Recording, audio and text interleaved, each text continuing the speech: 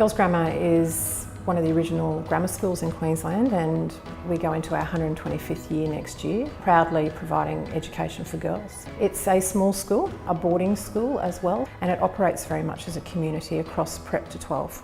Our core business at Girls Grammar is providing quality education for girls, and we need to do that by extending the girls and making sure that they have the best teaching methods that they can have.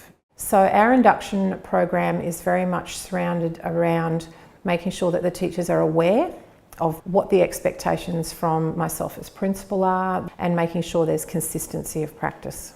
We really need the staff to feel comfortable in their environment, knowing what to do, who to see.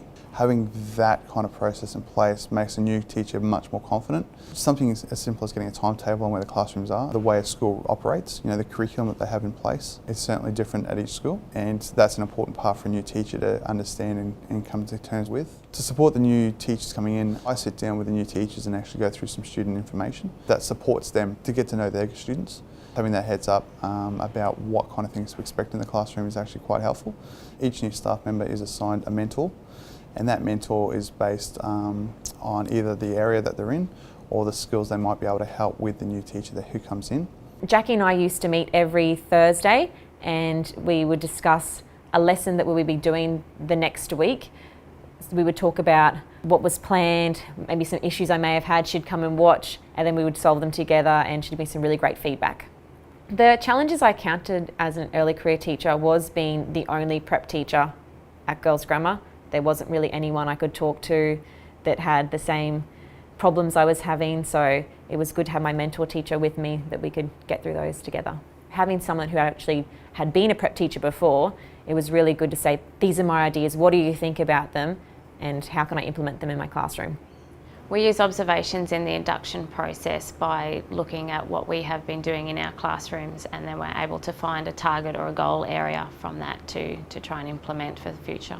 We have a feedback form, so it was an outline of the lesson, including pre-conversations as well as the post-conversations that we'd each get a copy of, and we were able to put suggestions on how the lesson was implemented. It was a bit more formalised as far as documenting what we were actually discussing in those meetings.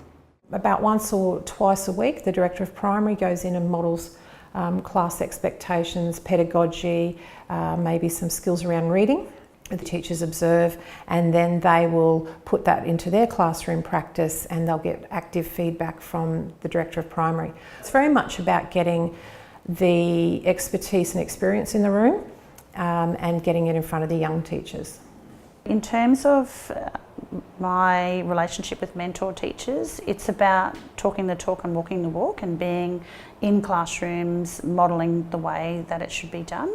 I consider myself an instructional leader, so every day I'm working in classrooms, so I know where my teachers are at and where the students are at. The mentor teachers have training, and I think that's very important, and they're also given some time that they can use for reflection.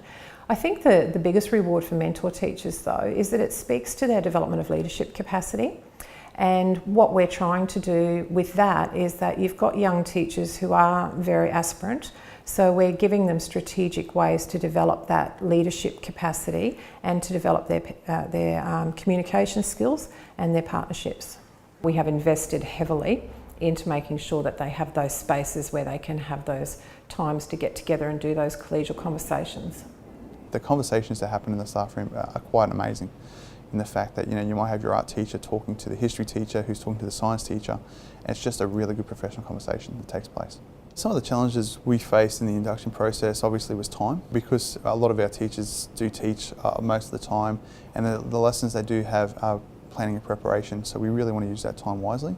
So that was the first issue. The plan was to have our mentors and mentees meet together after school, after our staff meeting on a Tuesday. Other staff who weren't a mentor or who wasn't a mentee were invited to stay along and listen to the conversations. The conversation topic might have been about parent-teacher interviews, for example, and for some staff that was a really good, valuable conversation to have.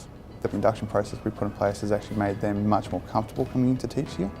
We want the young teachers to come in and feel confident, because education is such a wonderful profession to be involved with.